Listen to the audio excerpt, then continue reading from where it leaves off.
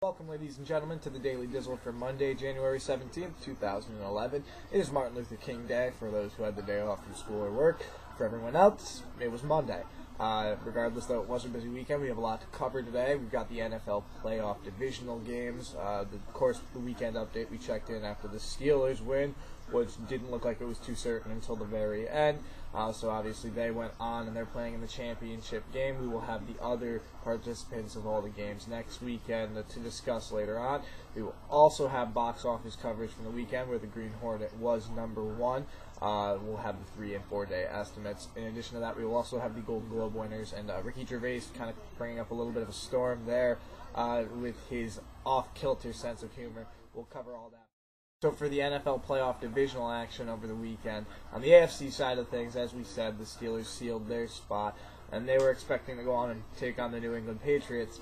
Unfortunately, the Jets got in the way of those plans, as they were definitely the underdog, but they actually backed up all the shit-talking, which is surprising considering, it is the Jets. Give them credit where it's due, but at the same time, they're not usually as good as they were the other night. So, even though New England is upset about that, it does still lead for a good playoff game. Pittsburgh Steelers are going to be taking on the New York Jets next weekend on the AFC side of things. Meanwhile, on the NFC side of things, despite a hot crowd in Atlanta and a lot of other factors going against them, Green Bay did pull through. Aaron Rodgers has established himself as one of the go-to quarterbacks in a time where all the others, all the Michael Vicks and the Tom Bradys have started to fall off a little bit. Aaron Rodgers is still there holding his game down. So Green Bay ends up going to the NFC Championship game. Meanwhile, they're going to be taking on the Chicago Bears, who blew the Seahawks out of the water. It really wasn't much of a contest. The Bears, they might have a tendency to drop the ball when it comes to big games, but they've made it to the NFC Championship game. And this year, you really look at your 4 Super Bowl contenders, and despite the fact that the New England Patriots aren't in it, and that's kind of a blow because everyone knows who the Patriots are. They're almost like the Yankees of football. You still have 4 teams that, no matter which 2 teams go, everyone knows who they are.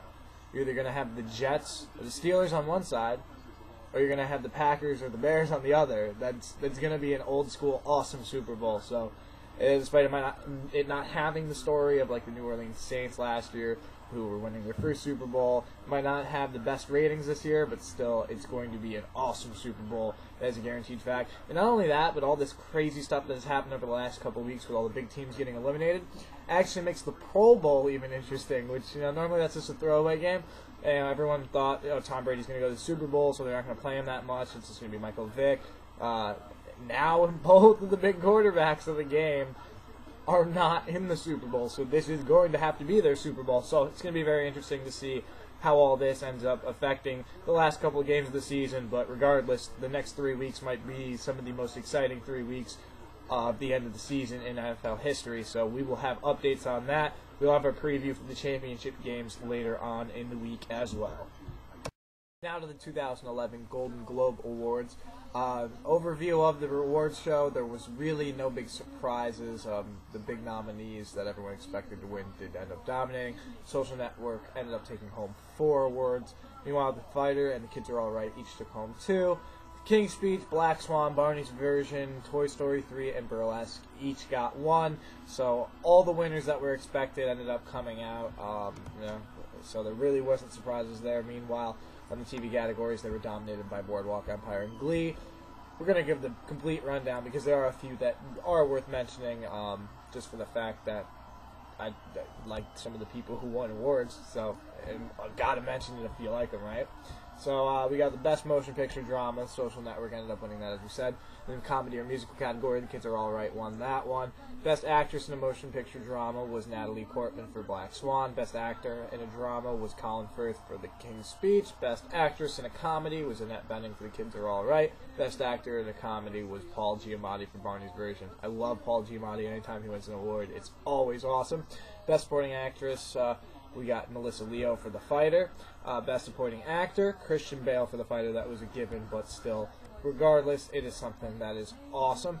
Best Director for Motion Picture, The Social Network, David Fincher ends up winning that one. That was expected since he is awesome, so people were expecting him to be recognized. Not only that, but Aaron Sorkin, his awesomeness with the screenplay was recognized as well.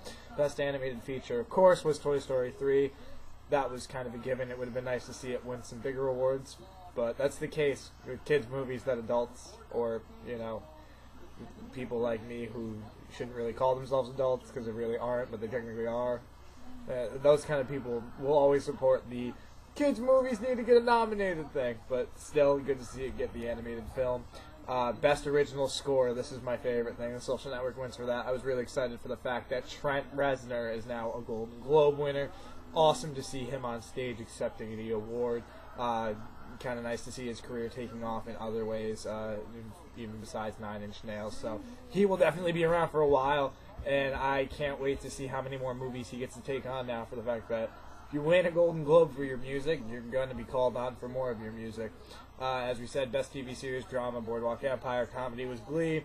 Best Actress in a TV Series for a Drama went to Katie Seagal for Sons of Anarchy, which is real good to see her get recognized. Best Actor in a Drama, Steve Buscemi for Boardwalk Empire. Best Actress in a Comedy, Lauren Linney for The Big C. Best Actor, one of the dudes from The Big Bang Theory. I don't really watch the show. Al Pacino wins Best Actor in a Miniseries or TV Movie for You Don't Know Jack, where he was Jack Kevorkian. Best Supporting Actress and Best Supporting Actor go to Glee. Whoop-de-fucking-do. So despite the obvious Glee party that went on at the Golden Globes, in addition to the not surprising wins, the one thing that was surprising was how many people Ricky Gervais managed to piss off.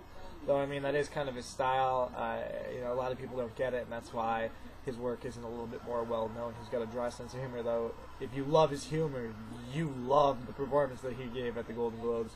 He really, when he makes jokes and he aims them at people, it's almost like a roast, and a lot of the Hollywood types can't handle that kind of humor. Very evident. I mean, early on he went after Charlie Sheen, which everyone goes after Charlie Sheen, so that was kind of a given. But once he started turning his attention on more famous people like Angelina Jolie and Johnny Depp, and making public mention of the fact that The Tourist is underperforming, like we have here, that's when he started to lose a lot of people. And then he even called out the Golden Globes and the organization that run it, specifically on the whole burlesque bribing people to nominate it because of the fact that they gave away share tickets. He publicly brought that up. So he is apparently banned from coming back, though I guess at one point during the show he even said he didn't want to come back anyways. And that was kind of his way of showing it, by just kind of lampooning anyone who could get in his way. But the best thing was when he went after Robert Downey Jr. for some of his past indiscretions, which everyone knows at this point. But still, Robert Downey Jr.'s response of saying how the evening was really good, other than the fact that Ricky Gervais was kind of being mean-spirited and there was an underlying evil tone. So very, very good exchanges, despite the fact that some people just did not get the humor. But then again, you can look at anywhere that there's Golden Globe rundown, and any of the articles that talk about, Ricky Gervais pissed everyone off, I didn't think he was funny. You look at all the comments, everyone else thinks he's hilarious. So I don't know if it's maybe just the divide between the famous and the underclass, or what it is, but Ricky Gervais manages to stir up quite the debate. So if anything, you can kind of guarantee that maybe the season 2 of the Ricky Gervais show on HBO might get a little bit more ratings from all this exposure. So it can only be good for him in the long run. To finish things off with the box office numbers from over the weekend. As we said, the Green Hornet leads with number 1 because of the Martin Luther King holiday. Monday numbers are also substantially greater than a normal weekday would be, so they count it as an extra day. So we've got the 3-day and 4-day numbers. For the 3 days, Green Hornet made $33.7 million. They're estimating that it'll have $40 million for the 4 days, which is the high end of estimates. Most other places are pegging it more in the $36 to $38 million range. The Monday estimates are kind of just made up number because they released them this morning, just kind of to try and guess what the audience coming out might be. So normally they're kind of off, so I'd expect that one to come in a lot lower. Meanwhile, number 2, The Dilemma, Vince Vaughn and Kevin James both kind of stopped their hot streak. Not necessarily a bad opening, but a little bit weaker than their usual 30 million openings. Made almost 18 million for the 3 days and over 21 million for the 4 days. Meanwhile, with the rest of the box office, the only other movie to hit the $10 million range for the 3-day weekend was True Grit, which is at 10.9 for 3 days and $13 million for the 4-day weekend. Meanwhile, for the rest of the movies out of the box office, for the 4-day weekend, some of them will hit $10 million, which is the nice thing about being able to extend the holiday, so it makes some of the movies look like a little bit stronger performers. But they are the rest of the Oscar contenders at this point. The King's Speech hits $11 million for the 4 days after adding a substantial amount of theaters, but that has already tripled its budget, so it's going to make tons of money before all is said and done. Meanwhile, Black Swan, which has made about 5 or 6 times its budget, it's kicking in there as well, made over $10 million for the 4-day weekend. It added the same amount of theaters, but didn't take as much of a bump up, only because it has had a little bit more public awareness. Meanwhile, The King's Speech is a little bit more fresh for most people. Meanwhile, for the rest of the top 10, we'll tell you what they're going to be at, estimated by the end of the weekend. Number 6, Little Fockers, it's supposed to be around $135.5 million. So it's starting to drop a little bit. And actually, True Grit, which didn't perform as strongly as that, despite the fact that they opened on the same day, it is actually within $7 million or so of catching up to Little Fockers. So could even next weekend and the next couple weeks end up passing it for sure. Number 7, Yogi Bear should be at $84 million by Monday.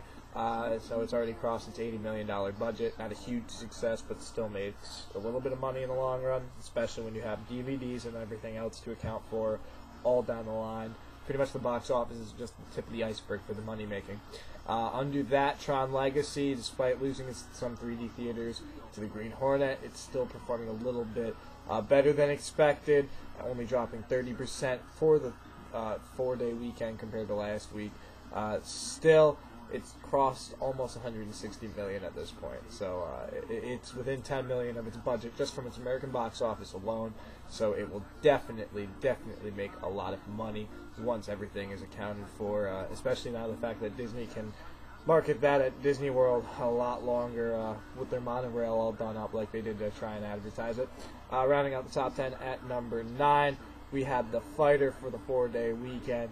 It should be at just shy of $67 million by Monday, so it's made over double its budget. So once again, a lot of these movies are already success, so even though they're not as strong as the movies that came out with like Avatar and everything last year, they're still making money for the studios overall.